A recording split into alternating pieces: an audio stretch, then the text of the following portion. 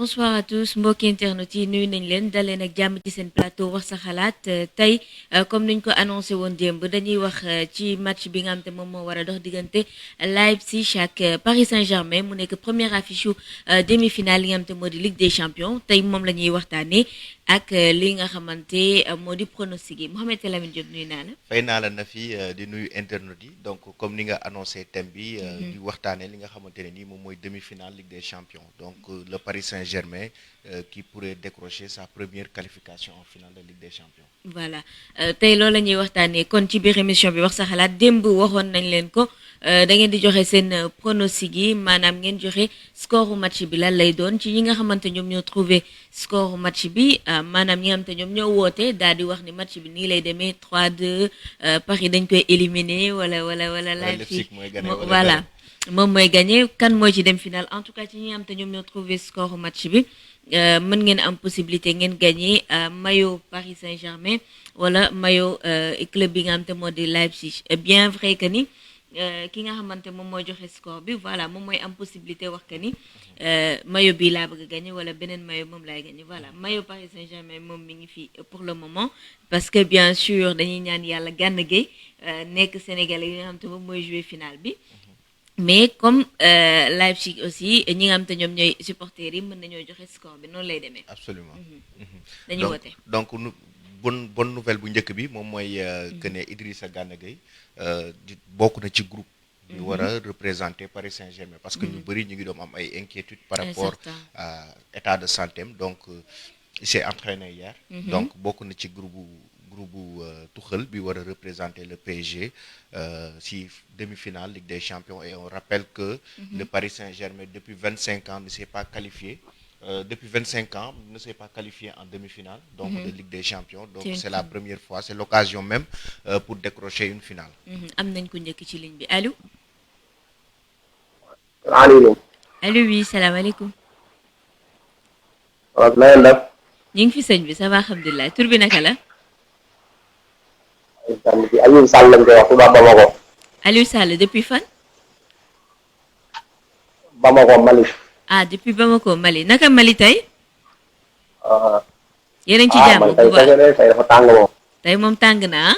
ñu ngi jàmm bu baax a baax waaye ñu ngi jàmm bu baax. waaye yàlla tey wax naa tàng ngeen dellu ñaan bu baax ñu ngi jàmm bu baax. d'accord yàlla na jëm kanam nan nga gisee demi-finale bi tey diggante Paris Saint-Germain ak Leipzig kan mooy gagné. demi-finale bi Paris mooy gagné. ban score. Paris daal laa yaakaar mooy gagné moom laa bëgg mu gagné tam waaw. ban score. 2-0 wala 2-1 rek. non danga may jox benn score. 2-0 wala 2-1 am possibilité bokk ci tirage au sort bi. 2-1. 2-1. est-ce que comprendre le jeu concours bi. voilà. mi foog nga joxe benn score pour nga mën a gagner maillot. waaw may 2-1 la waaw 2-1. 2-1. pour Paris Saint-Germain. waaw 2-1 la waaw. d'accord dama waaw foogoon pour Paris Saint-Germain waaw. xam nga tey supporteru Paris ñu bëri añu ñu ndeysaan dama foogoon da nga doon douter ci score bi. non ñu moom suñu saa daal na moom. d'accord 2-1 d'accord c'est noté. waaw 2-1 waaw. voilà merci ñu ngi rafetlu liggéey bi rek liggéey bi rafet na trop waa yu sport. jaajëf merci beaucoup. information yi kii yëpp foofu lañ koy toppee wax dëgg yàlla. kontaan yal na yàlla yokk leen bu baax a baax. allahumma amin jaajëf. baax na merci waay jàmm xewal. merci beaucoup. pronostic bu njëkk 2-1 victoire de Paris Saint-Germain qui se qualifie en finale mooy supporter bu njëkk bi mu ko wax alors ñu ngi xaarandi keneen ñëw na Diop jël ko. allo. allo oui. allo salaamaaleykum. maaleykum salaam wa rahmatulah. sëñ bi na nga def. sant yàlla baax alhamdulilah. tur bi naka la ak fan ngay woote. Sidi Ndiaye Mbour. yaa ngi woote. Mbour. Mbour d'accord tur bi naka la. Sidi Ndiaye. Mamadou Ndiaye. Sidi Ndiaye. d'accord Sidi. Oui. lan mooy sa pronostic ci match bi. bon le Paris Saint-Germain va gagner 4-1 inchallah. 4-1. Sidi Ndiaye sa score bi foo ko jëlee. gëm ko rek. d'accord. d'accord 4-1 donc c'est enregistré ah. inchallah. d'accord jaajëf. ok. Sidi Ndiaye def wóor la ko teg. confiance bi supporteru Paris yi àndal jaaxal na ma. waa Marseille aussi ñu ngi leen di xaar seen supporter. allo am nañ keneen. allo. allo. oui waaw. allo. allo oui. waaw. naa def. ça va ñu ngi sant bu baax tur bi naka la ak fan ngay wootee. Ndonga Sarr. Kër Massar. Ndonga Sarr Ndonga Sarr. Ndongo Sarr d'accord Ndongo fan nga ñuy woowee. maa leen woowee Petersen. Petersen. waaw. d'accord Ndongo. lan mooy sa waaw. pronostic ci match tey bi. match tey bi sama pronostic Paris mooy gagné. Paris mooy gagné. waaw ñaata. 3-1. 3-1. d'accord waaw. d'accord Ndongo. waaw mooy gagné waaw. d'accord donc. en tout cas. ah. jërëjëf merci beaucoup. ñu ok xaaral di jërëjëf. keneen ci pronostic yi di leen rappeler di am ngeen possibilité gagner match maillot au choix. yéenay xool entre Paris Saint-Germain wala Leipzig. day Ça fekk dépend ci ngeen équipe trouver bi gagné. score bi. Voilà, voilà équipe ngeen bi trouver gagné. score bi. Ouais. bu ko ñëpp trouver doo tirage au sort lay Allô? allo oui oui. sëñ bi na nga de ñu ngi si jàmm. tur bi naka la. Mamadou Sare. Mamadou Sané. Sare Sare. Sare Mamadou Sare yaa ngi ñu woy fan. Mamel. Mamel match tey bi nan nga ko gisee score bi lan lay doon. 1-0 pour Leipzig. 1-0 Paris day toog. waaw Paris day toog. lu tax nga gis ne Paris dafay toog tey. nekk supporter Marseille rek. nga xañ ko Paris noonu. waaw non benn étoile bi kay Marseille rek la mën a nekk. d'accord ok. merci beaucoup. d'accord merci beaucoup Saré. oui. ñu enchaîner rapidement jël yeneen internautes yi ñu joxe seen pronostic par rapport au match bi nii la ligne bi bu leen ko may dara. est-ce que gars yi xam nañ ne que Paris Saint-Germain su qualifié moom mooy doon 5e équipe. sur le 5e club français bu nar a jouer une finale de Ligue des Champions. après naa la wax yeneen équipe yi. d'accord allô allô.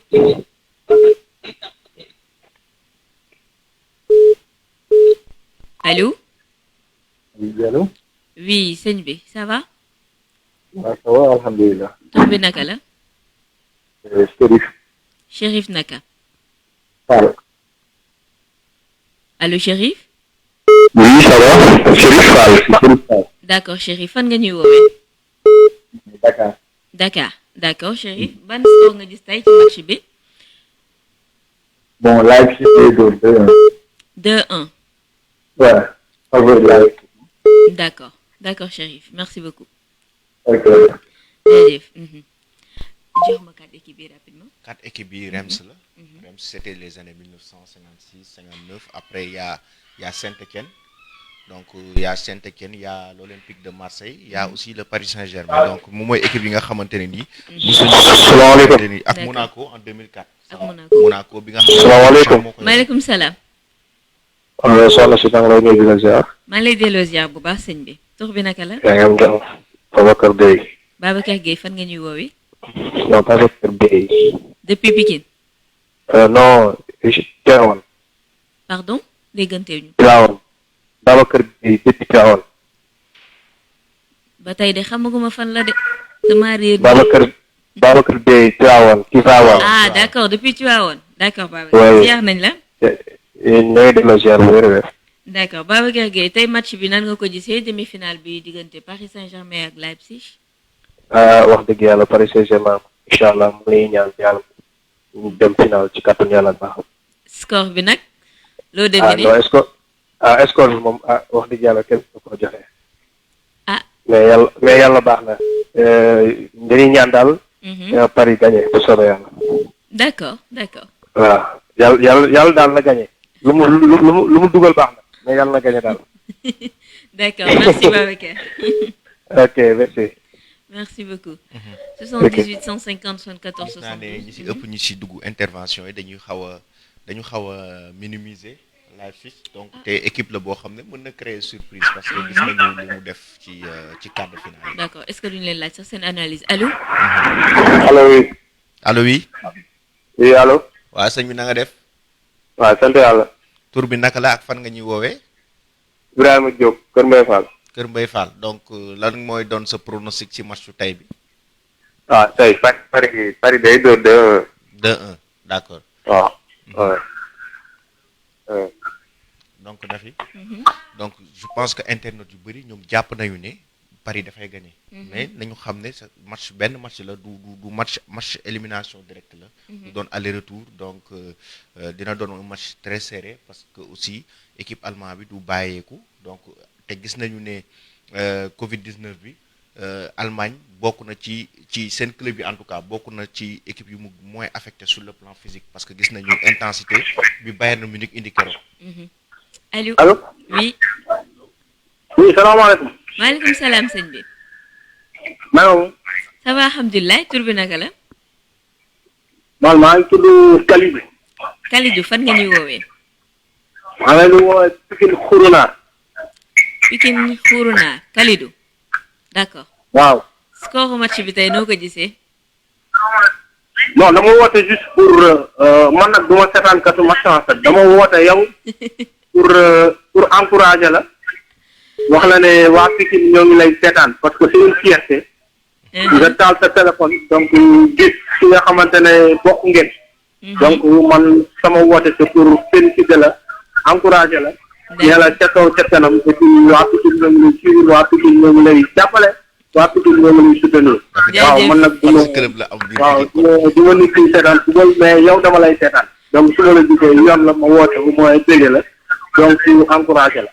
jaajëf mon frère. Bien, on est ensemble. Merci beaucoup nga nuyul ñu Pape Gorgui Ndong. Inch'Allah ñoo faat merci beaucoup. suñu ak ñooy woote Alamine bàyyi la nuyu. Merci beaucoup ça fait plaisir 78 150 74 72 ngeen joxe seen pronostic ci match bi tey la à partir de 19h comme ça ngeen mën a gagner ci maillot yi allo. Alors bonsoir. Bonsoir monsieur, vous allez bien? Comment vous allez? Ça va bien? Ça va alhamdoulilah, nous allons très bien. sant bu wér tur bi naka la. Babacar Faye. naka yëkkatil baat bi tuuti ñu déggante. Babacar Faye. Babacar Faye. Babacar fan nga ñu doy woowee. Je vous appelle depuis Bargny. Depuis Bargny, d'accord. Babacar, pour le match de ce soir, quel est votre pronostic? Bon, je supporte le PSG. Score? Score 3 buts à 1. 3 buts à 1. Ouais. C'est une large victoire, ça. Oui, une large victoire. Est-ce que vous pouvez un peu vous avancer sur les noms des buteurs? Bon, je pense que Mbappé va marquer. Neymar aussi, comme d'habitude. Ce sont les deux joueurs que je pense qu'ils vont marquer. D'accord. Merci beaucoup, Babacar. Merci beaucoup. Bonne soirée. Jërëjëf. Prochain internaute bi ñu laaj ko ndax Gana Gueye dina bokk ci 11 bi parce que loolu tamit ñu ngi commencé di ci cogiter. En tout cas 11 probable bi génn gis nañ ne Gana ci banc bi lay nekk. donc avec sa blessure est-ce que Tuchel dina jël risque boole ko ci 11 départ parce que match la boo xam ne match bu serré la. et que du doon comme quart de finale bi. donc quart de finale bi c'est pas un match boo xam ne ku njëkk dugal buñ wala da ngay ñëw di jëlaat score bi. non bii moom détail moindre détail nga perdre match bi. jël ko allo. salaamaaleykum. maaleykum salaam. waa sëñ bi ñu ngi leen di nuyu bu baax. ñu ngi delloo ziar bu baax a baax tur wi fak naka la ak fan nga ñuy woowee. maa leen di woowee Kaolack man la Kalidou Diakhaté. Kalidou Diallo. Diakhaté. Kalidou Diakhaté d'accord Kalidou. waaw di kontaan ci émission bi lool. ñu ngi lay jaajëfal. dama taal sama téléphone di leen suivre. merci. di wax ci match bi pour man Leipzig laa gëm ne mooy gagné PSG. ban score. 2-1. 2-1 d'accord. waaw. d'accord da nga jàpp ne Leipzig moo mën Paris. waaw dama jàpp ne Leipzig instant moom mooy gën a nekk mooy gën a libre instant nii. moom parce que PSG moom. am chance pour dem final Ligue des Champions parce que Leipzig instant nii du yenn match yi daal parce que ñoom def nañu lépp déjà ñëw demi-finale pour Leipzig rek. déjà loolu victoire la. d'accord te PSG xam naa ne instant nii ñoom dañuy yenn match bi nag. yaakaar ne instant yi dem nañu final te dem nañu final. moo tax ma gëm ne instant yi Leipzig daal. moom daal laa jàpp ne moom mooy gañ. d'accord te en plus aussi équipe bu baax équipe boo xam ne moom day génn du jeu te ñeneen li ñuy def quoi. ba pare physique nañu bëri dañuy fàtte ne équipe bu physique la aussi. physique la voilà équipe bi waaw équipe man ren moom seetaan naa seen match bu bëri. mais li ma gis ñu joué moom gëm naa ne war naa mën a def PSG. d'accord waaw man mii loolu laa jàpp. waaw kontaan naa trop nag aussi seen émission bi maa ngi leen toog ñu émission bi léegi. merci beaucoup. Ok, merci. Merci jaajëf. beaucoup. La bonne nouvelle cette semaine à UI Sport, c'est que nous sommes accompagnés par Canal Plus Sénégal. Ñu fàttali ni moom mooy sponsorisé émission bi Canal Plus Sénégal mi ngi nekk en promo ba le 31 août ci li nga xam te moo di décodeur bi ngeen jënd ko à 1000 francs boo leen abonné woo mën ngeen am chaîne sport yëpp ngeen seetaan li nga xam te moo di Europa League bi Ligue des champions bi nga xam te instant bi ni championnat moom yi moo démarré xew waat waaye itam Premier championnat yi League nga xam te mi ngi démarré waat le 12 septembre lay voilà surtout reprendre le mois donc prochain di nga am Premier League di nga am Serie A di nga am Série A di nga am Premier League En attendant, championnat France France di léegi pare. mu ñëwaat championnat Sénégal sax mën nga ko ci am. Tout est possible avec Canal Plus Sénégal. Foofu moom le foot ne s'arrête jamais. 78 150 74 72 ngeen woote joxe seen pronostic mën a bénéficier wu ci maillot yi ñuy maye mën ngeen am maillot Paris Saint-Germain comme mën ngeen am maillot Leipzig. sànq maa ngi doon wax ci équipe Leipzig donc mu nekk équipe bu À ne physique pas sous-estimer. boo xamante ne c'est une équipe à ne pas sous-estimer. Allô, Oui, ça va. ça va bien sëñ bi. Oui, ñu ngi lay ziar. ñu ngi delloo ziar bu baax tur bi naka la. Serigne Cissé Paris. Serigne Cissé Paris. D'accord yow moom Paris ngay faral de ah. Oui. Pourquoi? waaw yow Serigne Cissé tey victoire du Paris nga gis. Non, non, non, gisuma ko de. déedéet kay. Gisuma ko de. non Serigne Cissé yow tamit ku Vraiment la bàyyi gisuma ko bëgguma ko. bëggoo ko. Non, si ba non gisuma ko bëgguma ko. D'accord lu tax loolu tey loo gis. Ah, gis naa 2-1 2-1 pour Leipzig. avec Leipzig mais du bari quoi. waaye. kon Paris day toog tey. Ah non man na bañ a toog sax peut-être waaye man gis naa ko quoi. D'accord ndax man moom maa ngi ci Allemagne. ah d'accord 2-1 pour Leipzig d'accord. D'accord. Oui. Merci beaucoup Serigne. ndax boo seetee club français yëpp niñ demee nii bett nañu bëri mais nag war nañu mën a xam tamit ne am na lu leen touché ba lii mel nii muy maladie bi fi am ci àdduna bi te ambiance dafa am solo ci football. booy seet li am léegi club yu mag yi sax bu ñuy football dañuy géey ndax lu leen am lu leen poussé bañ mel ni ñu war a mel boo seetee lu mel ne barki démb li fi am Barcelone Bayern Munich bi nga xam ne wéetaay bi laal na leen tuuti si la équipe yi ndaw yi nag di profité ñoom di def li ñuy def mais xam nga lii nii bett nañu bëri. Mais Serigne est-ce que joueurs yi dugg yi joué ci terrain bi loolu bon je crois que est-ce que du 1% par rapport ak li leen di motiver parce que joueurs yi tamit ay professionnels lañ de bu ñu duggee ci terrain bi mais ak Lyon def waaw. leen équipe yi ndax. bu ñu duggee ci terrain bi public ou sans public dañuy joué de.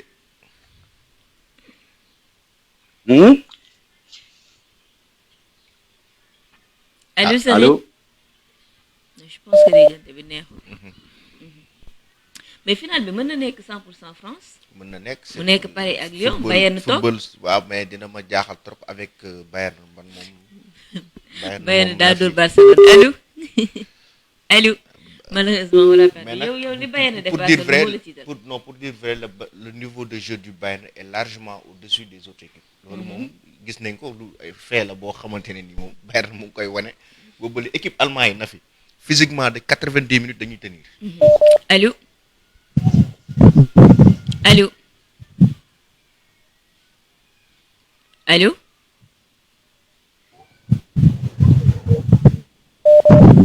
malheureusement déggante bi neexul ñu enchaîner ak keneen si possible allô allô allo allô oui allô ma bàyyi la ngay fay. donc ñuy wax aussi ñiy commenter ci Facebook bi mën nañu woote. waaw pour parce ñoom que- tamit joxe seen pronostic parce que ci appel yi la ñuy pronostic yi ñu ngi recevoir appel yi. allo. jël ko. allo oui. allo asalaamaaleykum. maaleykum salaam. waaw ñu ngi jaajëfal seen émission yi ah. ñu ngi lay delloo jaajëfal bu baax tur bi naka la ak fan ngay wootee. maa ngi wootee Grand Dakar. tur bi naka la. pardon nañ ko. allo. allo salaamaaleykum. maaleykum salaam sëñ bi tur bi naka la.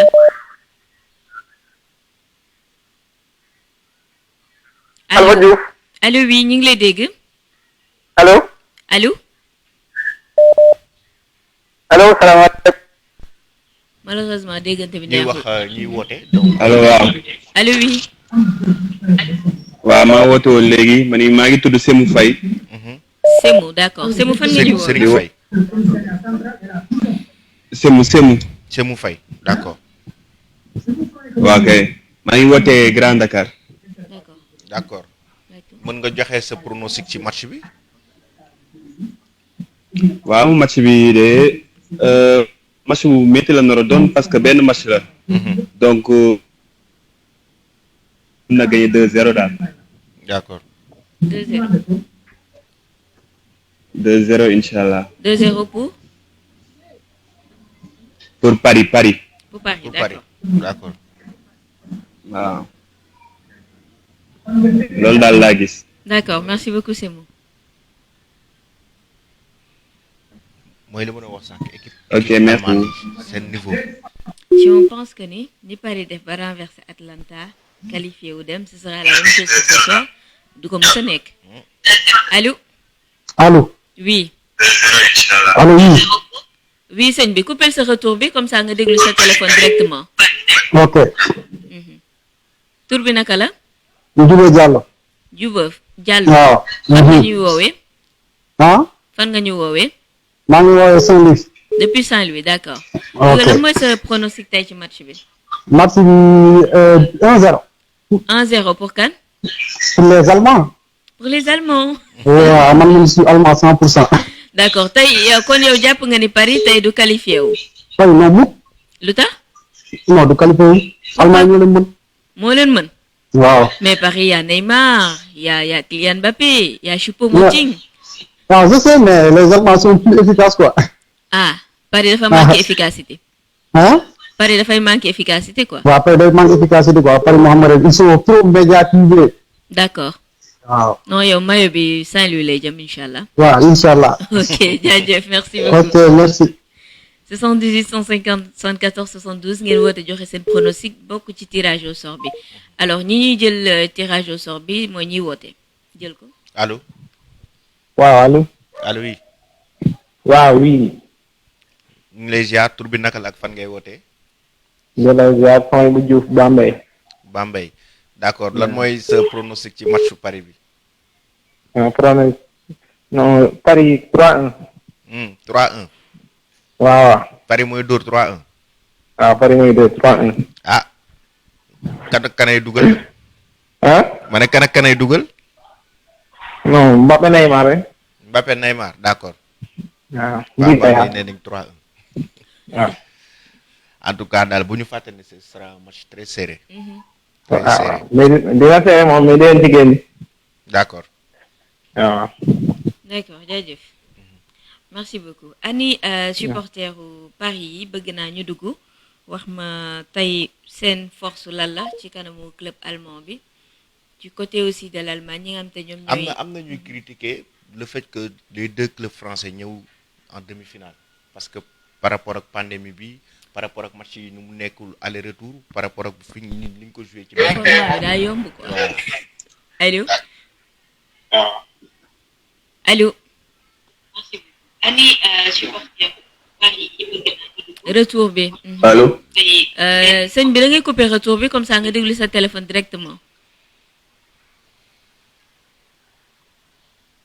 allo. oui. waaw yaa ngi ñuy dégg léegi tur bi naka la. allo. allo oui.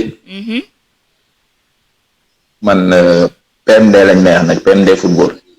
nan lañ lay woowee nga ni. PMD football. PMD football moom mooy lan expert nga.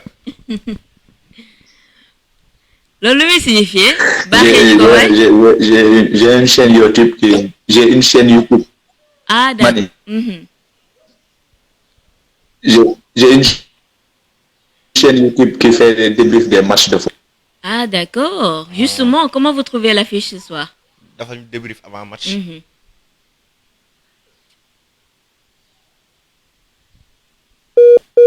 Allô. Bon, malheureusement problème au réseau là. Allô. Allô, oui. Allô.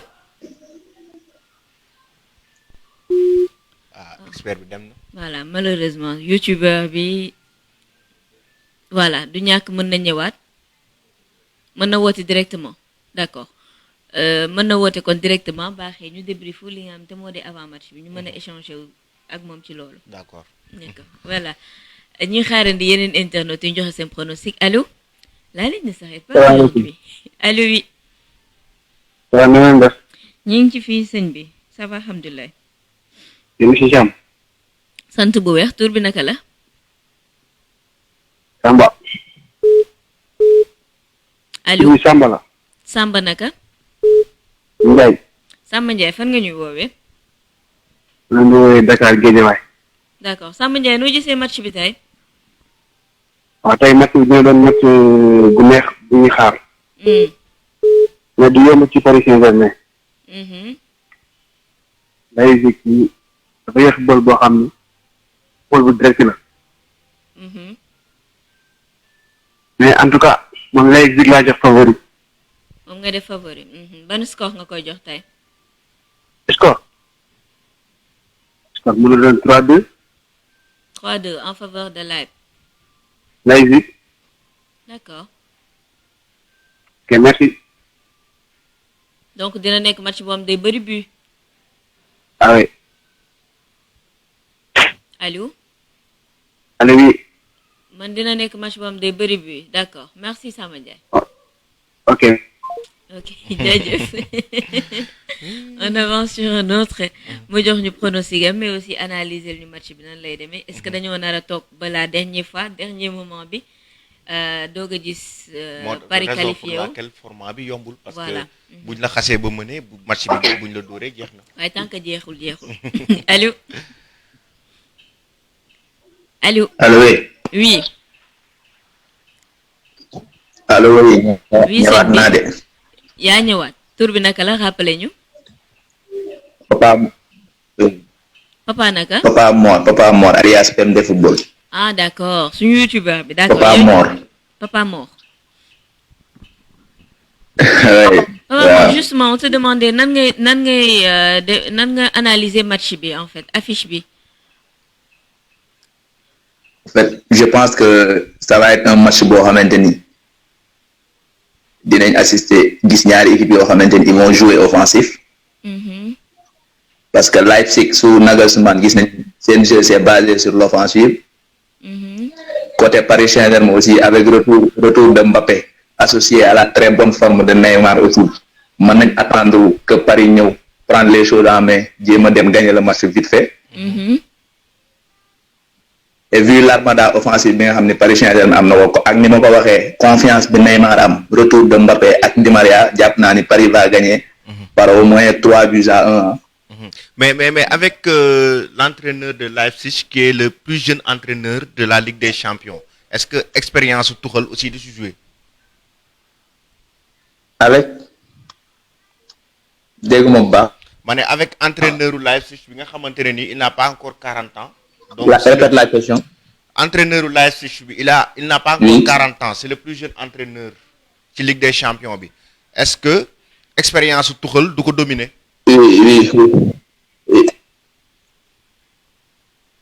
Oui, mën nañu wax ni tamit expérience Tuchel mën na ko dominer mais Tuchel aussi bu ñu xoolee en Champions League il n'a pas d'expérience parce que c'est la première fois mu ñëw demi-finale de Champions League tout comme Nagelsmann. Mais on l'a appelé pour mu yóbbu Paris fu sori parce que ñi ay prédécesseurs am dañu échoué woon avec Paris donc fekk ñu financer xaalis bu bëri est-ce que woowuñu ko pour que vraiment mu yóbbu équipe bi final loolu moo nekkoon objectif bi.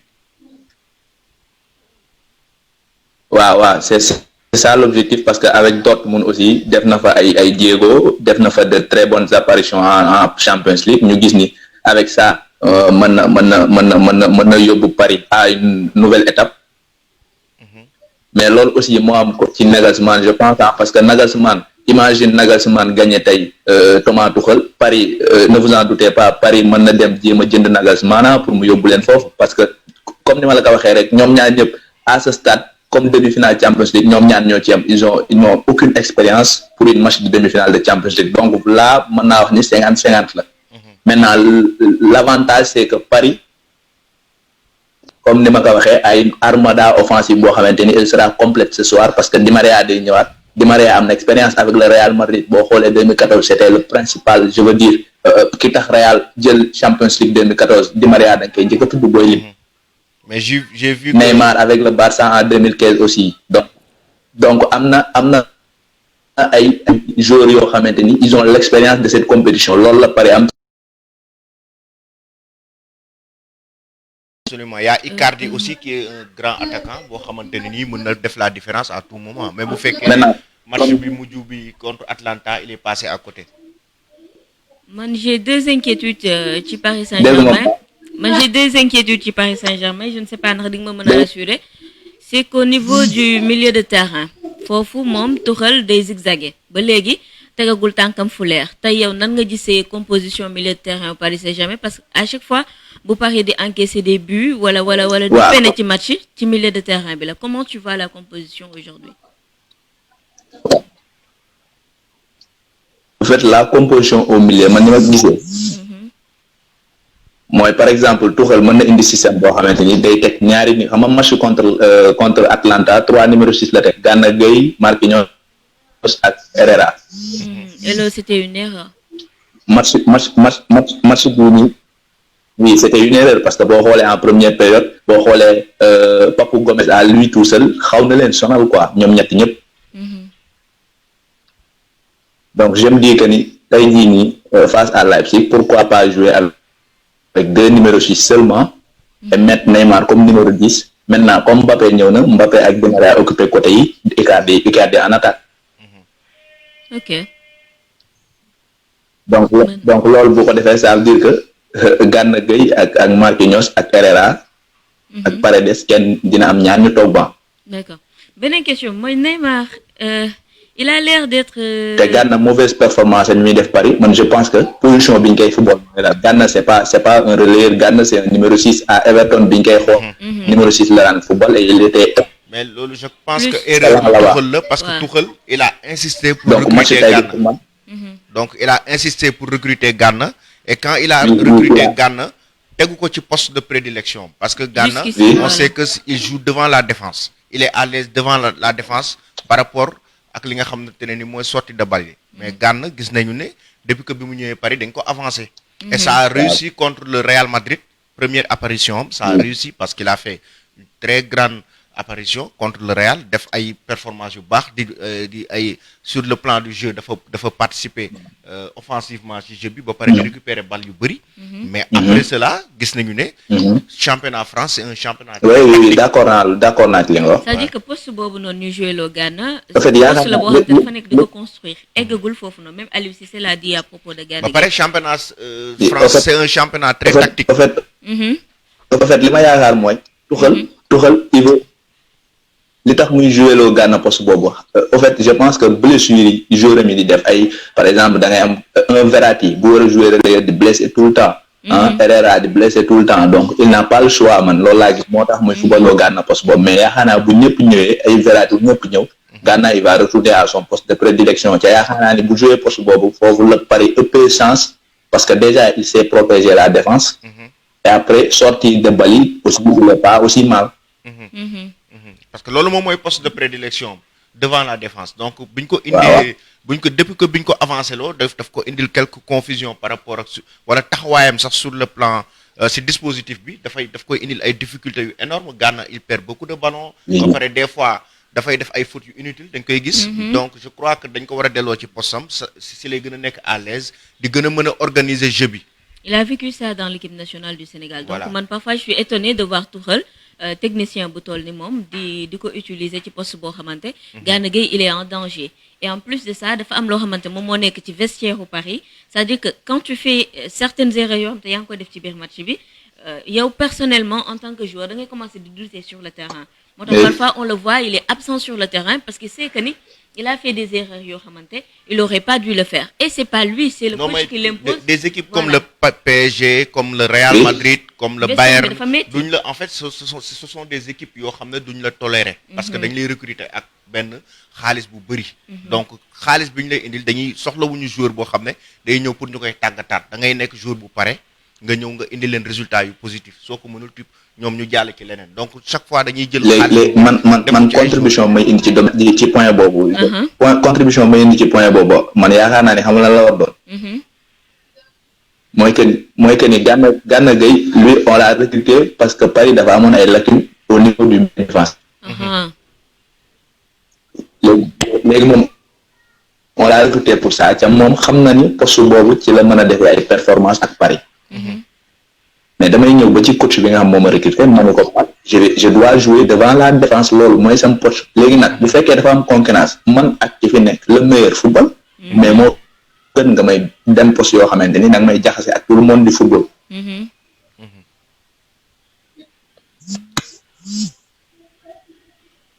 allo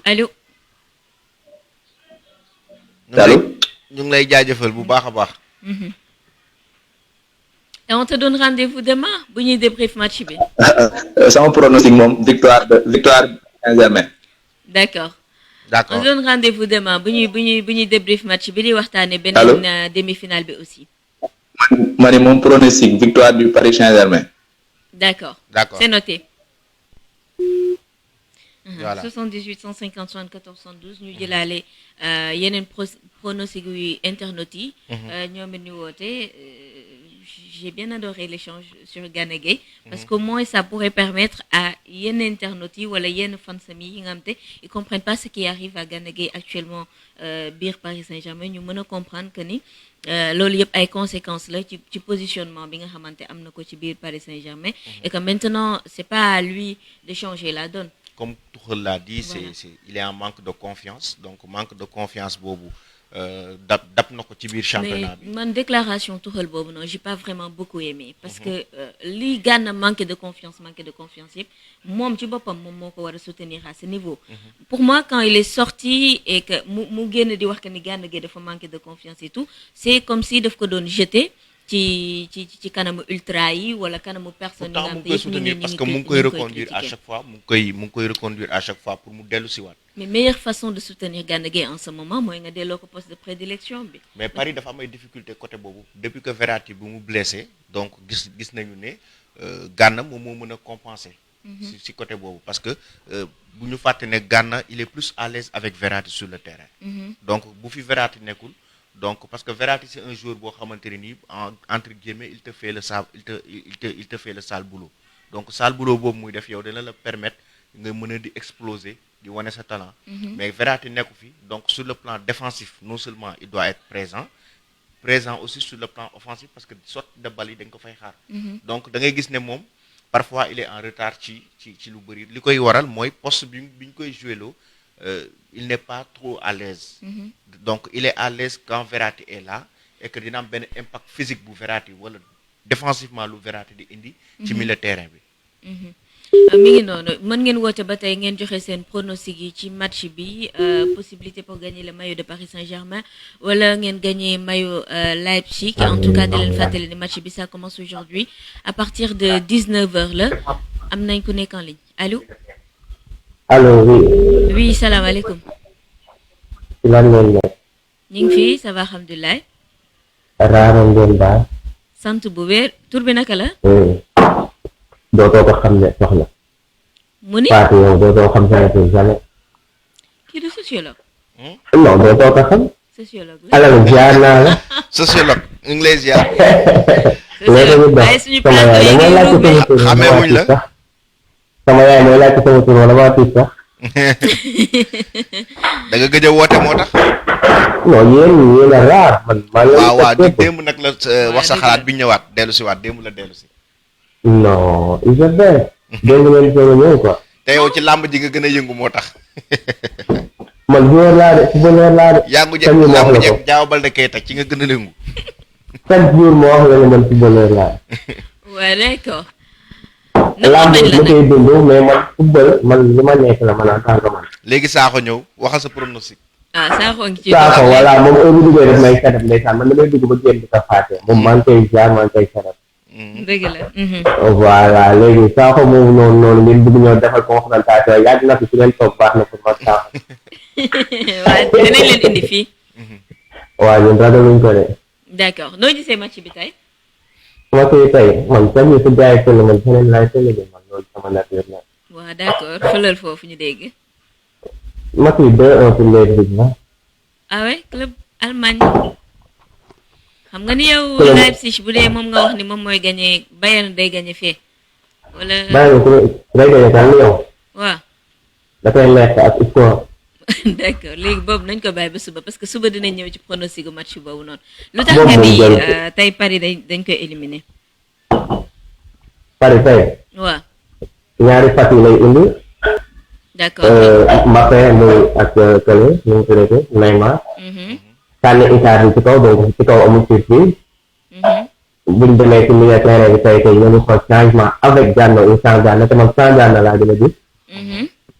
parce que li mu livré temps yi bien que nous sommes des Sénégalais. mais li mu livré temps yi fii par rapport ak suñ ko teg position bi par rapport ak yenn bu diis bi par rapport ak transfert yi day gis boppam quoi. amul joueur bu bokk la. daa nga koy xam ne nga xool ci xames chaque jour damay bëgg di joxe exemple xames ak Zidane. chaque jour xames yëpp xam nañ ne grand buteur dafa teg coupe du monde Real Madrid jënd ko ak xaalis bu cher. dafa ñëwee dafa décevoir par industrie même peut-être. parce que nekk nañ entraînement bu Sadio Zidane. kan si. James. ah James Rodriguez. James Rodriguez nekk nañ entraînement bu Sadio Zidane. pour wan ne ko. ki nga xam ne dafa ñëw mu naan ma jàll dem ci entraîneur nekk man dama war a jouer dama war a défendre non entraîneur c'est lui qui décide.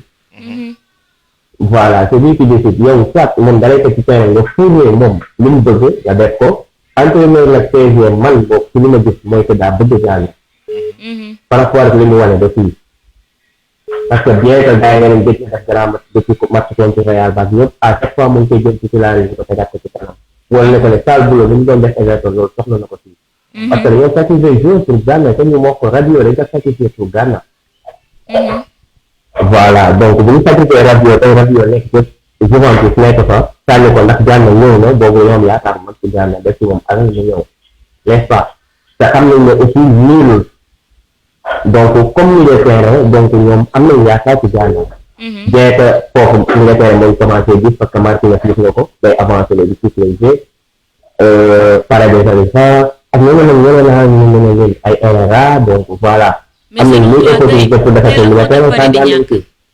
donc Gana moom il n'a qu'à prouver wax poste idéal parce que gis nga milieu terrain Bayern bi mu ñëwee Bayern joueur Barcelone bi mu ñëwee ñu koy teg ci milieu bi si nga xam ne arrangé ko parce que yaay xam naa ñu naan milieu rek alors que milieu bi milieu rek bu nga tëgee si nga xam ne arrangé la yaay waxtaan ak coach yi nekk man fii laa gën a sentir sama bopp n'est-ce pas voilà loolu au moins joueur mën nañ ko nangu mais dama war a jouer loolu dina yaakaar maa ngi gis Instagram gars yi ñu ngi lay laaj fan nga jëlee information bi ne James dafa saaga Zidane ci entraînement yi. laaj nañ ko xool ci kii. gars yi commenté nañ ko xool ci archive bi James daa saaga Zidane entraînement.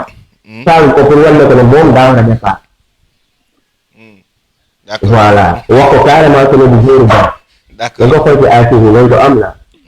d'accord voilà donc loolu ko indi li ñu yëpp ba bon mooy loolu nee na bëggoon na dem depuis daaw parce que xam na ne bokkul ci plan wu Zidane affaire yooyu loolu xale fi ñu ko waxee récemment rek ci sa page Instagram récemment nii mu ne moom xamoon na ne di ci bëri donc bëggoon na dem depuis daaw du genre affaire yooyu dañ ko téye foofu dañ kaa tardé te comme ni ma koy waxee ci chaque jour lu jar daaw Balde moo ko dal bon baaxul ci joueur joueur boo mënti doon li nekkee ci bon ci perte repère jël poids dootoo mel ni nga ne d'accord voilà donc bon foofu laa doon dugg tey bon gars yi yàlla doon xaar peut-être ma ne Paris mais Paris maa ngi jógee d'accord tey avec les joueurs moom système bi les joueurs di jouer quoi man c'est ça loolu moom influencé pour que moom joxe résultat de parce que il na ko waaw ñeneen maa ngi leen di bàyyi xam naa voilà ñu ne gars yi ñu wax tey ligne bi daa saturé. daa saturé waaw bàyyi ñeneen ñu dugg Ok, d'accord. Merci beaucoup, sociologue. ok 78 150 74 72 mooy numéro bi am nañu koy laajte sur Instagram pour dugg ci participer ci émission bi donc loolu moom mooy numéro bi 150 74 72 moom 78 donc loolu moom mooy numéro bi. Pour participer ñi woote aussi ci ñooñu la ñuy jëlee ki nga xam te moom moo trouvé score bi. bu dee ñu bëri dañ ko trouvé ñu def tirage au sort allo. bisimilah. allo oui. allo. allo na ngeen def sëñ bi. ñu ngi sant bu baax. waaw ci émission wax sa xalaat bi laa bëggoon participer. waa yaa ngi ci biir. allo. allo yi ma ne yaa ngi ci biir yaa ngi en direct. émission wax sa xalaat bi laay expliqué waaw. waaw yaa ngi ci biir kii bi ngeen a wax ak Paris. ak Paris waaw mu ngoog yaa ngi ci biir. waaw moom laa bëggoon a xalaat de. d'accord waaw. match bi daal xam naa ni ma ko gisee tey jii daal. xam naa ni 50-50 la Paris moo am tuuti avantage nii rek léger. waaw ndax Allemand yi ay booy la ñu yor te dañuy teg ballon bi daal maanaam seen sëb bi daal kenn mënu kaa takk kenn daal. d'accord. waaw loolu daal xam naa ko ci moom waaw. léegi lan mooy doon sa pronostic match. jërëjëf baax score bi doo ñu ko wax. moo doon pronostic fi mu toll nii. score bi. score bi da xam naa ne maximum moom buy jeex moom ay 2 yooyu lay war a jeexe moom. d'accord. waaw. d'accord. en tout cas daal gars yi seen yaram tàng na tey. seen yaram tàng na ci score match bi. mais 2-1 yi nag bëri na li mu ko gis ci commentaire yi 2-1 parce que dañ jàpp ne match bi dafa nar a serré dafa nar a metti kan moo nar a jiital kan mooy égaliser keneen ku fekk ko fa. xam naa ne daal ce ne sera pas comme la dernière fois yi nga xam te da ngay toog ba fin match bi pour doog a gis ni kii. non match bi voilà ku la jiital pour nga jëli ko ce sera un problème parce que match bu serré la ba pare joueurs yi conscient dañu ko ne final lañ jëm et que du match boo xamante ne da ngay bàyyi mu jàll yenn détails non. xam nga loolu en fait moom mooy danger wu match bi pression bi ngay am ni. mais pression bi est-ce que xam nga ne ci Paris la gën a nekk. moom mooy danger wu match bien sûr et que dafa nekk sax ci seen benn joueur boo xam te joueur clé la. muy Neymar man damay tiit ci gis pression bii nii yëpp bu nekk Neymar parce que Neymar en fait dafa jël Ligue des champions bi def ko benn défi personnel. parce que Neymar bi ko Paris di recruter daf ko recruter pour mu yóbbu Paris finale Ligue des champions. déjà quand il arrive pas la dernière fois gis nañ ko bi mu jàkkaarloowee góol bi raté. c'est une chose boo xam te daf ko topp bu ñu deful woon yenn changement yi ñu gis Paredes mu koy permettre di ko sànni bale mu koy yégal ci kaw donc bu amul woon tey jii nii Paredes matcham boobu noonu day jàll à côté. c'est un joueur boo xamante qu'il le montre ou pas dafa nekk instant bi ni sous pression. quand il te dit que ni man dara du jële sama bopp bi ni final lay jëm. ça montre clairement que ni Neymar mii dafa nekk ci pression. Voilà. Et l'objectif aussi c'est dangereux pour un match. C'est dangereux pour un match boo xamante qualification bi finale la yaa ngi à un pas de ça tey jii nii mën nañoo wax que ni d'accord Paris favori nañ parce que gis nañ ni mu renversé gis nañ ni mu qualifié nii ba egsi fii nii. mais tey jii nii la fekk Paris nekk favori am itam pression boobu noonu jàpp ni man nii je suis à un pas loolu tey moom mooy force. Leipzig pour mu mën a avancer wu ci li nga xam le gardien de but dañ koy fàtte Navas est forfait. Voilà, ça il est aussi forfait on l'oublie. Allô. allo yi salaamaaleykum. maaleykum salaam sëñ bi tur bi naka la.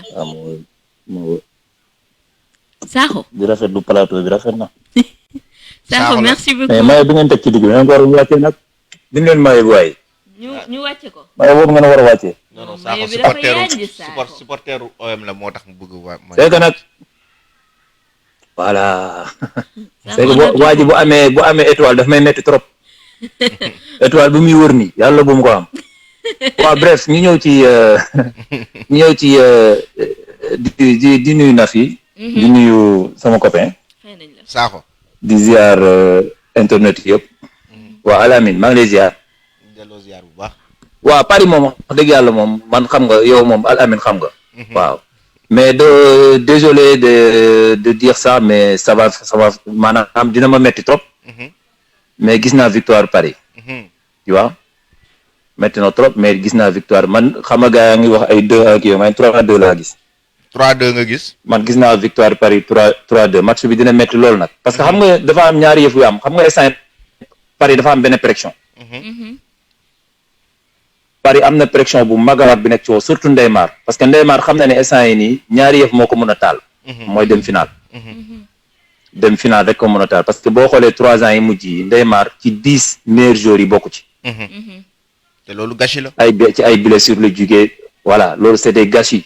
ci koo xamante ne ñu ngi lay jëndoon 200 et quelques millions d'euros. yaa dégg moom ak Pogba ci côté boobu lañ toll fu mu toll nii ñoom ñoo gën a cher ci joueurs yi mais ci li ñu leen jëndee quoi mais instant yi nii waneeguñu ko xanaa Van Dijk sama défenseur bi daal macha allah moo jar njëgam. moo waral man dama gis ne Paris pression bi ma am dina xaw a wàññeeku ci benn côté. on a rien à perdre. on joue nos jeux. dañuy jouer suñu jeu. te dinañ gagner te Paris bu décider day gagner. yaa dégg man moo tax ma gis victoire bi ne Paris moom ba neexul moom da koy jël mais bu demee Bayern ñaanal ko. yaa ngi dégg le problème année que non Bayern da koy ñaanal Bayern moom bul sax sonal bul sax sonn coupe bi moo ko moom parce que gisuma ñetti équipes yi des nii gisuma kenn ku ko mën a arrêté. loolu suba la Manchester City laa gisoon ku ko mënal indil problème te Manchester City toog na. flop la de. non City wóor na yàlla ak moo neexoon jour ngeen def émission. gis nga Bayern li may wax bu fekkee amul wóor na yàlla jantut suba yàlla bu mu. sa benn copain bi nekk fi may liggéey xam la laa ko wax. ma ne Barça lu mu dee dina jël 3. parce que dama xam fa laa ko jàngatee rek da ngay xool Bayern na loolu suba lañ ko war a waxtaanee sax garaaw nañ bàyyi bu suba. parce que dama xool Bayern na ak Tottenham xool ko Chelsea. Tottenham moo gën a baax Barça. Chelsea moo gën a baax Barça. mais ñaata la may Chelsea. 3 la may Tottenham si biir dëkkam te ba muy dóor Tottenham ci biir dëkkam la ko dóor ak ay supporters am dóor ko 7. Bayern ñëppay dugal. waaw yéen équipe boobu bu jëlul ko ma xam ne Ligue des Champions bi am na ay sëriñ waay. am na ay sëriñ kay la foofu. en tout cas Lyon seen 3-5-2 bi ñu indi fan yi mi ngi marché. 3-5-2 bi. waaw mi ngi marché xam nga xam-xam na daa am fu muy jeexee. d'accord naa mais mi ngi marché mais xam-xam daa am fu muy arrêté Lyon xam nga nan la koy jëlee comme équipe nationale Sénégal. bu doxee mun na dóor ku ne. bu doxee mën na dóor ku ne te boo xoolee City dafa ñëw jouer par rapport ak Lyon ni muy andi. loolu moo yàq Guardiola joueur am parce que Guardiola dafa bàyyi joueur am teg ko ne le ñëw andi li City li Lyon andi. looloo yàq joueur am. ak gisoo boo seetloo Mahrez ba mu duggee sax jeu bi xawoon na changé mais fekk c'est trop tard. moom waroon na teg 4-3-3 am bi rek. jàpp ci yàlla xool mais dafa teel a wone ne dama ragal Lyon. c'est vrai c'est normal parce que 10 ans yu mujj yi dooragul Lyon. ku la door sa biir dëkk 2-1 nga ñëw dëkkam nga def 2-2 kooku da nga koy xaw a ragal. sa bête noire la. mais nag li ma métti rek Al Amin. wax dëgg yàlla li ma métti rek mooy final kii waa ji nar a dem final rek. sincèrement parler parisiens yi féetu leen de seen dernier kii nu mu tudd. mais seen dernière tàcc la ñoo xaw ma ci olof. li ñuy wax ne que le fait que Paris dafay dem final parce que le fait que Champions League bi ren dafa yomb ci ñoom parce que amul aller retour mais si man ci la gën a métti comme que amul aller retour ku ñu dóor nga toog la. ci la gën a métti de ñàkk aller retour bi moo gën a métti. pression bi day ñëw yore leen bu ñu la dugalee nga pare ci. pare nga ci bopp mais loolu tax Atlético mu perte. ah du sa dëkk de. xanaa xaw ma Atlético bu nekkoon Paris bii bu nekkoon aller retour day perte. aller retour kay équipe bi mën a defarwaat. wóor na bu nekkoon aller retour équipe bële mun da koy jëli. xoolal Paris difficilement la gagné chance la gagné. non du chance nag de. c'est que boo moment bi muy gagné fekk na équipe boobu noonu sonn na complètement jox. non Atlanta mooy équipe bu ndaw rek dañoo teel a défendre moo tax ñu sonn deuxième mi-temps bi dañ ko défendre bu métti nag day sonal joueur. non Sakho bul contre Paris nag. ma jeexale na waaye Alamine yoo xam nga dafa Paris waay. Choupo-Moting moo gagné Atlanta de. Choupo-Moting nañ ko dugal suba nga xool du gis dara chance la. oui ma jeexale ko fenn rek Gana. ni ma ko waxoon keroog ba ñuy def mercato rek léegi li ma wax laay wax ba léegi. Gana waru woon dem Paris c'est juste ça man loolu rek laay wax sànq waa ji mi ngi koy wax nee na Gana dem ci entraîneur bi ne ko poste bi may joué mooy sama poste loolu Gana bu koy def ñu koy dàq Paris kenn du def loolu. Paris ak Real côté boobu bu sax sonn sa bopp Neymar rek am fitu def loolu boo koy def di am problème parce que yeneen joueurs yi ku nekk ñoom tamit dañu naan man yóbbu ma sama poste bu xam nga loolu la quoi. jour daa am équipe yoo xamante ne que ni boo fa nekkee au prouvé wul bul sonn dañ lay fàtte. Gana demoon na nekkoon na ci blessure ba mu jógee ci blessure ba léegi nekkatul 100%. Paris ci boppam moo baaxul ci moom. yaa ngi dégg man jour yi nekk Angleterre daal boo leen jógee Angleterre dem leen Italie ou bien ngeen dem Espagne mais Paris championnat France boo leen di ñëw di faj yàgg naa ci ligne bi nag mais nag parisien yi yow ba ngeen sabaru de seen dernier laxas sandi tàcc moo nekk nii ren moom boo leen ko jëlu dootoo leen am ko mais Sakho gis naa ne nag contre nga Paris nag. yàlla xam na ne billahi maa la ko dig de na ma Sénégal yëpp a dégg bu ñu dóoree Paris maa lay envoyé 100 000 francs nga jënd ko dig. mujj naa metti. parce alxuraan maa la ko dig. Serigne boo am ñaanal ma buñ ko dóoree maa lay envoyé 100 000 francs sama baat ci kaw. bu ñu dóoree Paris. ba ci kan. buñ ko dóoree mayo bi xoolal buñ ko dóoree mayo bi naa ko jënd may la ko. benn 100 000 francs. mais Sakho Paris kon kay Paris kay Paris booy def final te Paris bu demee final ak Bayern. final benn match la waa Paris yow Paris bu gañee final bi Sakho baa doo génn Paris yow sa bopp kon.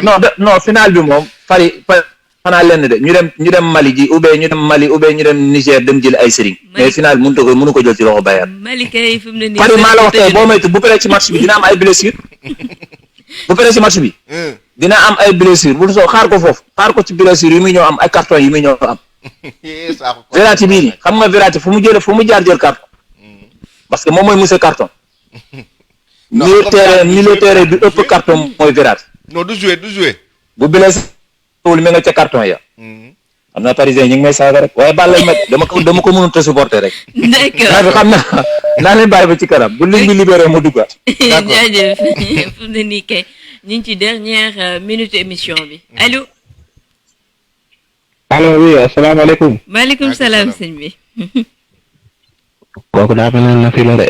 waa Nafi la de kooku. Alamine maa ngi lay nuyu temps yi xaw naa raar tuuti nag. dëgg la Ibou la depuis Real Madrid Espagne. Ibou depuis Espagne Ibou depuis Real Madrid. waaw Ibou la. Ibou yow temps yi balcon ngay nekk di seetaan Ligue des Champions bi. ah mais ñun dañu nekk en vacances parce que. waaw mais élimination Real bi Ibou foofu nag ngeen ko dundee woon. waaw wax dëgg fa yàlla métti woon na nag trop vraiment métti woon na fii moom wax dëgg fa yàlla. mais nag dañuy xam ne tamit xam nga at yi ci ginnaaw ñun la woon quoi ñoo aye woon. te ba ñu aye tamit wane nañ ñu mooy tegale nañ fi ay Champions League lu kenn deful.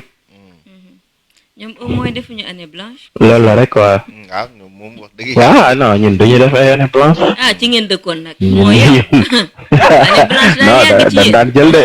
non Zidane sëriñ non daan jël de. waaye man daanoo ngeen année blanche fii yow kay mooy loolu waxal ci match tay bi ñu lay sagal rek ngay. waaw.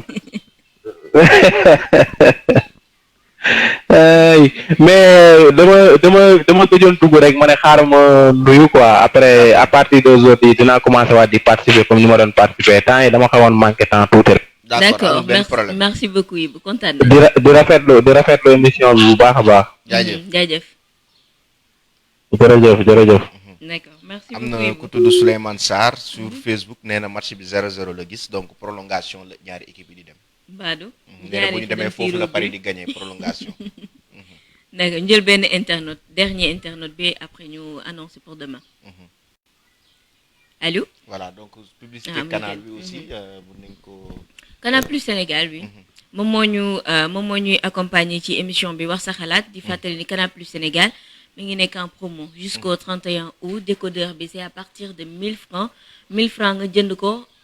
boo paree nga abonné wu di nga mën a am chaîne sport yëpp seetaan compétition yëpp jëmee ci Europa League beeg Ligue des Champions beeg reprise u yeneen championnat yi nga xam te saison yu bees yi léegi mu commencé saison bu bees léegi mu commencé donc na gars yi dem jënd ci découdeur yi 1000 francs la yomb na et que ñu jafandu ci match parce que match yi moom dina bëri te ren saison bi dafa nar a neex waaw ku tardé match yi moom vraiment mooy loolu match yoo xam te am nañ suspense. Angleterre dafa nar a neex.